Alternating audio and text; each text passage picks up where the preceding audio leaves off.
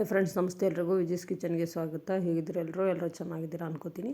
ನಾನಿವತ್ತು ದಿಢೀರ್ ಬ್ರೇಕ್ಫಾಸ್ಟ್ ಅಂದರೆ ರಾತ್ರಿ ಉಳಿದಿರೋ ಅನ್ನದಲ್ಲಿ ಒಗ್ಗರಣೆ ಅನ್ನ ಮಾಡಿ ತೋರಿಸ್ತೀನಿ. ತುಂಬ ಈಸಿಯಾಗಿ ಮಾಡ್ಕೋಬೋದು ಮತ್ತು ತುಂಬ ಕ್ವಿಕ್ಕಾಗಿ ಆಗುತ್ತೆ.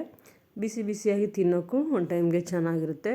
ರಾತ್ರಿ ಅನ್ನ ವೇಸ್ಟ್ ಮಾಡೋ ಬದಲು ಈ ಥರ ಮಾಡಿ ನೋಡಿ. ನೀವು ಒಂದು ಸಲ ಟೇಸ್ಟ್ ಹೇಗೆ ಬಂತು ಅಂತ ಕಮೆಂಟ್ ಮೂಲಕ ತಿಳಿಸೋದನ್ನಂತೂ ಮರಿಬೇಡಿ. ಯಾರೆಲ್ಲ ಚಾನಲ್ ಸಬ್ಸ್ಕ್ರೈಬ್ ಮಾಡದೆ ನೋಡ್ತಿದ್ದೀರಾ ದಯವಿಟ್ಟು ಸಬ್ಸ್ಕ್ರೈಬ್ ಮಾಡ್ಕೊಂಡು ನೋಡಿ. ವಿಡಿಯೋಗೊಂದು ಲೈಕ್ ಕೊಡಿ, ನಿಮ್ಮ ಫ್ರೆಂಡ್ಸ್ಗೆಲ್ಲ ಶೇರ್ ಮಾಡಿ. ಹೊಸ ಈಸಿ ರೆಸಿಪೀಸ್ಗಾಗಿ ವಿಜೀಸ್ ಕಿಚನ್ನ ಸಬ್ಸ್ಕ್ರೈಬ್ ಮಾಡ್ಕೊಂಡು ಫಾಲೋ ಮಾಡೋದನ್ನಂತೂ ಮರಿಬೇಡಿ. ಇದಂತೂ ತುಂಬ ಟೇಸ್ಟಿಯಾಗಿರುತ್ತೆ. ಒನ್ ಟೈಮ್ಗೆ ಈ ಥರ ಕ್ವಿಕ್ಕಾಗಿ ಮಾಡ್ಕೋಬೋದು. ಇದು ರೈಸು ಬಿಸಿ ಮಾಡೋದ್ರಿಂದ ಒನ್ ಟೈಮ್ಗೆ ಅಷ್ಟೇ ಯೂಸ್ ಆಗೋದು. ಮಧ್ಯಾಹ್ನ ಮತ್ತು ಬಾಕ್ಸ್ಗೆಲ್ಲ ಕೊಡೋಕ್ಕಾಗಲ್ಲ. ಇದನ್ನು ನೀವು ಮಾರ್ನಿಂಗ್ ಕ್ವಿಕ್ಕಾಗಿ ಏನಾದರೂ ಬೇಗ ಮಾಡ್ಕೋಬೇಕು ಅಂದರೆ ಈ ಥರ ಮಾಡ್ಕೊಳ್ಳಿ. ತುಂಬ ಅಂದರೆ ತುಂಬಾ ಟೇಸ್ಟಿಯಾಗಿರುತ್ತೆ. ಈಗ ಮಾಡೋದು ಹೇಗೆ ಅಂತ ನೋಡ್ಕೊಂಬರೋಣ. ನಾನು ಸ್ಟವ್ ಮೇಲೆ ಒಂದು ಬಾಣಲೆ ಇಟ್ಕೊಂಡಿದ್ದೀನಿ.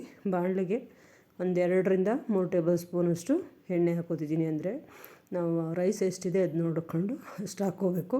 ಎಣ್ಣೆ ಬಿಸಿ ಆಗಬೇಕು. ಇದೊಂದು 2 ನಿಮಿಷ ಎಣ್ಣೆ ಬಿಸಿ ಆದಮೇಲೆ ಇದಕ್ಕೆ 1 ಟೇಬಲ್ ಸ್ಪೂನಷ್ಟು ಕಡಲೆಕಾಯಿ ಬೀಜ ಸೇರಿಸ್ಕೊತೀನಿ. ಕಡಲೆಕಾಯಿ ಬೀಜ ಚೆನ್ನಾಗಿ ಸ್ವಲ್ಪ ಲೈಟಾಗಿ ಫ್ರೈ ಮಾಡ್ಕೊತೀನಿ. ಸ್ವಲ್ಪ ಲೈಟಾಗಿ ಫ್ರೈ ಆದಮೇಲೆ ಇದಕ್ಕೆ ಕಡಲೆಬೇಳೆ ಮತ್ತು ಉದ್ದಿನಬೇಳೆ ಎರಡು ಒಂದು ಅರ್ಧ ಟೇಬಲ್ ಸ್ಪೂನಷ್ಟು ಸೇರಿಸ್ಕೊತೀನಿ. ಕಡಲೆಬೇಳೆ, ಉದ್ದಿನಬೇಳೆ, ಕಡಲೆಕಾಯಿ ಬೀಜ ಇದಕ್ಕೆ ಜಾಸ್ತಿ ಟೇಸ್ಟ್ ಕೊಡೋದು. ಮತ್ತು ತಿನ್ನೋವಾಗ ಕ್ರಿಸ್ಪಿಯಾಗಿ ಮಧ್ಯದಲ್ಲಿ ಕುರುಮದ ತಿನ್ನೋಕ್ಕೆ ಚೆನ್ನಾಗಿ ಸಿಗುತ್ತೆ. ಈಗ ಇದಕ್ಕೆ ಸ್ವಲ್ಪ ಸಾಸಿವೆ ಜೀರಿಗೆ ಸೇರಿಸ್ಕೊಂಡು ಈಗ ಕಡಲೆಕಾಯಿ ಬೀಜ, ಕಡಲೆಬೇಳೆ, ಉದ್ದಿನಬೇಳೆ ಎಲ್ಲ ಸ್ವಲ್ಪ ಲೈಟಾಗಿ ಬ್ರೌನ್ ಕಲರ್ ಆಗೋವರೆಗೂ ಚೆನ್ನಾಗಿ ಫ್ರೈ ಮಾಡ್ಕೊಳ್ಳೋಣ. ಇದು ಫ್ರೈ ಆಗ್ತಿದೆ ನೋಡಿ. ಇದೇ ಥರ ಮೀಡಿಯಮ್ ಫ್ಲೇಮಲ್ಲಿ ಇಟ್ಕೊಂಡು ಮಾಡ್ಕೊಳ್ಳಿ. ಈಗ ಸ್ವಲ್ಪ ಕರಿಬೇವು ಸೇರಿಸ್ಕೊಂಡಿದ್ದೀನಿ. ಇದಕ್ಕೆ ಕರಿಬೇವು 1-2 ಸೆಕೆಂಡು ಫ್ರೈ ಆಗಬೇಕು. ಕರಿಬೇವು ಫ್ರೈ ಆದಮೇಲೆ ನೀವು ಕರಿಬೇವು ಸ್ವಲ್ಪ ಜಾಸ್ತಿ ಧಾರಾಳವಾಗಿ ಹಾಕ್ಕೊಳ್ಳಿ, ಚೆನ್ನಾಗಿರುತ್ತೆ. ಈಗ ಇದಕ್ಕೆ 4-5 ಹಸಿರು ಮೆಣಸಿನ್ಕಾಯಿನ ಸಣ್ಣದಾಗಿ ಸೀಳಿ ಸೇರಿಸ್ಕೊಂಡಿದ್ದೀನಿ. ನಿಮ್ಮ ಖಾರಕ್ಕೆ ಎಷ್ಟು ಬೇಕೋ ಅಷ್ಟು ನೋಡಿ ಹಾಕ್ಕೊಳ್ಳಿ. ದಪ್ಪ ಸೈಜು 2 ಈರುಳ್ಳಿನ ಮೀಡಿಯಮ್ ಸೈಜಲ್ಲಿ ಕಟ್ ಮಾಡಿ ಸೇರಿಸ್ಕೊಂಡಿದ್ದೀನಿ. ಈರುಳ್ಳಿ ಅಂತೂ ನೀವು ಚೆನ್ನಾಗಿ ಫ್ರೈ ಮಾಡ್ಕೋಬೇಕು. ಜಾಸ್ತಿ ರೊಟ್ಟಿ ಸೀಸ್ಕೋಬೇಡಿ. ಮೀಡಿಯಮ್ ಫ್ಲೇಮಲ್ಲಿ ಇಟ್ಕೊಂಡು ನೀಟಾಗಿ ಫ್ರೈ ಮಾಡಿಕೊಂಡ್ರೆ ಈರುಳ್ಳಿಯ ತಿನ್ನೋವಾಗ ಅನ್ನ ಒಗ್ಗರಣೆ ಅನ್ನದಲ್ಲಿ ಈರುಳ್ಳಿ, ಕಡಲೆಕಾಯಿ ಬೀಜ, ಕಡಲೆಬೇಳೆ, ಉದ್ದಿನಬೇಳೆ ಎಲ್ಲ ಬಾಯಿಗೆ ಸಿಗ್ತಾಯಿದ್ರೆ ಅದ್ರ ಟೇಸ್ಟೇ ಬೇರೆ. ಹೀಗೆ ಇದಕ್ಕೆ ಒಂದು ಚಿಟಿಕೆ ಅಡುಗೆ ಅರಿಶಿನ ಸೇರಿಸ್ಕೊಂಡು ಈರುಳ್ಳಿನ ಚೆನ್ನಾಗಿ ಫ್ರೈ ಮಾಡ್ಕೊತೀನಿ. ಮೀಡಿಯಮ್ ಫ್ಲೇಮಲ್ಲಿ ಇಟ್ಕೊಂಡು ಫ್ರೈ ಮಾಡ್ಕೊಳ್ಳಿ. ಇನ್ನು ಫ್ರೈ ಮಾಡಿಕೊಂಡು ಚೆನ್ನಾಗಿ ಇದಕ್ಕೆ ರುಚಿಗೆ ತಕ್ಕಷ್ಟು ಉಪ್ಪು ಸೇರಿಸ್ಕೊತೀನಿ ನಾನು. ಉಪ್ಪು ಸೇರಿಸ್ಕೊಂಡು ಇದನ್ನ ಈರುಳ್ಳಿನ ಇನ್ನೊಂದು 2 ನಿಮಿಷ ಚೆನ್ನಾಗಿ ಫ್ರೈ ಮಾಡ್ಕೊತೀನಿ. ನೀವು ಈ ಥರ ಹೊಸ ಥರ ಸ್ವಲ್ಪ ಟ್ರೈ ಮಾಡಿ ನೋಡಿ.